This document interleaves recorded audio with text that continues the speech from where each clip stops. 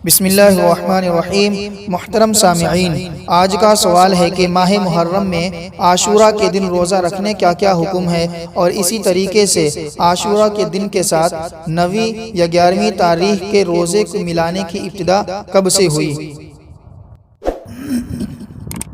محترم سامعین، اس کا جواب یہ ہے کہ محرم کی 10ویں تاریخ کو روزہ رکھنا مستحب ہے۔ رمضان کے علاوہ باقی 11 مہینوں کے روزوں میں محرم کی 10ویں تاریخ کے روزے کا اجر و ثواب سب سے زیادہ ہے، جیسا کہ حضور اکرم صلی اللہ علیہ وسلم کے بارے میں نقل کیا گیا ہے کہ ہجرت سے قبل جب آپ صلی اللہ علیہ وسلم مکہ معظمہ میں تشریف فرما تھے، اس وقت بھی آپ صلی اللہ علیہ وسلم عاشورہ کا روزہ رکھتے تھے، جیسا کہ ترمذی شریف میں روایت ہے۔ امی عائشہ صدیقہ رضی اللہ تعالی عنہا بیان فرماتی ہیں کہ آپ صلی اللہ علیہ وسلم ہجرت سے قبل جب مکہ معظمہ میں رہتے تھے تو عاشورہ کا روزہ رکھا کرتے تھے، اور عاشورہ کا دن کا روزہ قریش بھی جاہلیت کے زمانے سے رکھا کرتے تھے۔ لیکن جب آپ صلی اللہ علیہ وسلم ہجرت کر کے مدینہ منورہ تشریف لے آئے تو آپ صلی اللہ علیہ وسلم نے مسلمانوں کو بھی روزہ رکھنے کا حکم دیا۔ پھر رمضان کے روزے فرض ہو گئے، اس کے بعد صرف رمضان کے روزے ہی فرض رہے اور عاشورہ کے روزے کی فرضیت چھوڑ دی گئی۔ اب جو چاہے رکھے اور جو چاہے چھوڑ دے۔ سامعین، مذکورہ بالا حدیث سے معلوم ہوتا ہے کہ رمضان المبارک کے روزے فرض ہونے سے قبل یعنی 2 ہجری سے پہلے مکی زندگی میں بھی حضور اکرم صلی اللہ علیہ وسلم اہتمام سے عاشورہ کا روزہ رکھتے تھے، اور مدینہ منورہ آنے کے بعد بھی آپ صلی اللہ علیہ وسلم بہت اہتمام سے روزہ رکھا، اور صحابہ کرام رضوان اللہ علیہم اجمعین کو بھی اس کا حکم دیا،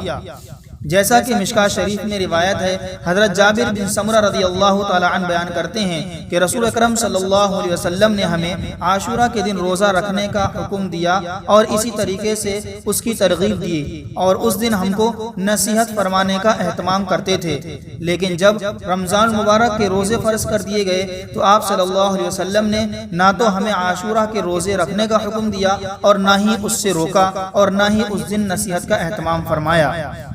یعنی آپ صلی اللہ علیہ وسلم اور دیگر صحابہ اکرام رضوان اللہ علیہم اجمعین مدنی دور کے آغاز ہی سے ماہ محرم میں عاشورہ کا روزہ رکھتے آ رہے تھے، لیکن صرف عاشورہ کا روزہ رکھتے تھے، 9ویں اور 11ویں تاریخ کا روزہ اس کے ساتھ نہیں ملایا کرتے تھے، کیونکہ ابتدائے اسلام سے آپ صلی اللہ علیہ وسلم ہر عمل میں اہل کتاب کی مخالفت نہیں کرتے تھے، بلکہ ابتدائے اسلام میں بہت سے اعمال ایسے ہیں جو تالیف قلوب کے لیے نرمی کے ساتھ کیے گئے، جیسا کہ مسلمانوں کا قبلہ مسجد اقصی کو مقرر کیا گیا تھا وغیرہ وغیرہ۔ لیکن جب آپ صلی اللہ علیہ وسلم مدینہ تشریف لے آئے، مدینہ آنے کے بعد آپ اور دیگر صحابہ کرام رضوان اللہ علیہم اجمعین عاشورہ کا روزہ رکھتے تھے۔ یہاں آنے کے بعد آپ نے یہودیوں کو دیکھا کہ وہ بھی عاشورہ کا روزہ رکھتے ہیں۔ آپ صلی اللہ علیہ وسلم نے ان سے معلوم کیا، جیسا کہ بخاری شریف میں ہے۔ حضرت عبداللہ ابن عباس رضی اللہ تعالیٰ عنہ روایت کرتے ہیں کہ رسول اکرم صلی اللہ علیہ وسلم مدینہ منورہ تشریف لائے تو دیکھا یہود بھی عاشورہ کا روزہ رکھتے ہیں۔ اس پر آپ صلی اللہ علیہ وسلم نے دریافت کیا کہ یہ کیسا دن ہے جس کا تم لوگ روزہ رکھتے ہو؟ یہود نے عرض کیا کہ یہ بڑا دن ہے جس میں اللہ رب العزت نے حضرت موسیٰ علیہ السلام کو اور ان کی قوم کو نجات دی اور فرعون اور ان کی قوم کو غرق کر دیا۔ اس کے شکر میں حضرت موسیٰ علیہ السلام نے روزہ رکھا، ہم بھی اس لیے روزہ رکھتے ہیں۔ تو آپ صلی اللہ علیہ وسلم نے ارشاد فرمایا کہ ہم حضرت موسیٰ علیہ السلام کی پیروی اور اتباع کے زیادہ حقدار ہیں اور اس دن سے اور ان سے زیادہ قریب ہیں۔ چنانچہ آپ صلی اللہ علیہ وسلم نے خود بھی روزہ رکھا اور دیگر صحابہ کرام کو بھی روزہ رکھنے کا حکم دیا۔ اسی طرح ایک اور حدیث کے اندر حضرت عبداللہ ابن عباس رضی اللہ تعالی عنہ بیان فرماتے ہیں، ما رأيت النبي صلی اللہ علیہ وسلم يتحرى صيام يوم فضله على غيره الا هذا اليوم يوم عاشوراء وهذا الشهر یعنی رمضان۔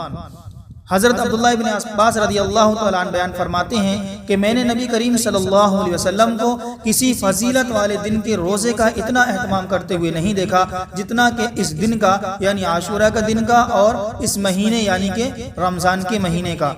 خلاصہ یہ کہ آپ صلی اللہ علیہ وسلم مکی زندگی سے عاشورہ کا روزہ رکھتے تھے، لیکن صحابہ اکرام رضوان اللہ علیہم اجمعین کو اس کا حکم مدینہ منورہ تشریف لانے کے بعد یعنی ہجرت کے بعد دیا، اور اس کے بعد حضرات صحابہ اکرام رضوان اللہ علیہم اجمعین بھی عاشورہ کا روزہ رکھنے لگے۔ اور اس وقت تک صرف آپ صلی اللہ علیہ وسلم اور دیگر صحابہ اکرام صرف اور صرف عاشورہ کا روزہ رکھا کرتے تھے۔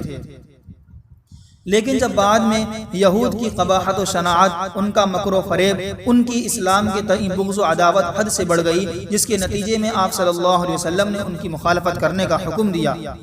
یعنی فرمایا اللہ کے نبی صلی اللہ علیہ وسلم نے کہ یہود اور نصارہ کی مخالفت کیجیے۔ لہذا جب عاشورہ کا دن آیا تو آپ صلی اللہ علیہ وسلم سے حضرات صحابہ کرام رضوان اللہ علیہم اجمعین نے عاشورہ کے روزے کے بارے میں معلوم کیا۔ چنانچہ حضرت ابن عباس رضی اللہ تعالیٰ عنہ بیان فرماتے ہیں، حین صام رسول اللہ صلی اللہ علیہ وسلم یوم عاشورہ وامر بصیامہ، قالوا یا رسول اللہ انہ یوم تعظمہ الیہود والنصارى، فقال رسول اللہ صلی اللہ علیہ وسلم فاذا كان العام المقبل ان شاء اللہ صمنا اليوم التاسع، قال فلم يأتي العام المقبل حتى توفي رسول اللہ صلی اللہ علیہ وسلم۔ اس روایت کو امام مسلم علیہ الرحمہ نے بیان کیا ہے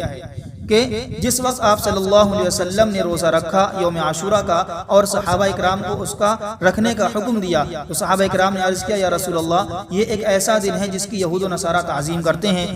تو اللہ کے نبی صلی اللہ علیہ وسلم نے ارشاد فرمایا کہ انشاءاللہ آئندہ سال ہم 9 تاریخ کے روزے کو اس کے ساتھ ملا لیں گے۔ حضرت ابن عباس رضی اللہ تعالیٰ عنہ بیان فرماتے ہیں کہ آپ صلی اللہ علیہ وسلم کی زندگی کے اندر اگلا سال نہیں آیا اور زندگی نے وفا نہیں کی، آپ صلی اللہ علیہ وسلم کی وفات اسی سال ہو گئی۔ ان تمام روایات سے پتہ چلتا ہے کہ ماہ محرم میں عاشورہ کا روزہ رکھنا اور اسی طریقے سے 9 یا 11 تاریخ کو ملانا یہ سب احادیث سے ثابت ہے، اور ان کی احادیث میں بہت فضیلت بھی وارد ہوئی ہے۔ جیسا کہ حضرت قتادہ رضی اللہ تعالیٰ عنہ سے روایت ہے، وہ فرماتے ہیں قال رسول اللہ صلی اللہ علیہ وسلم انی احتسب علی اللہ ان یکفر السنۃ التي قبلہ۔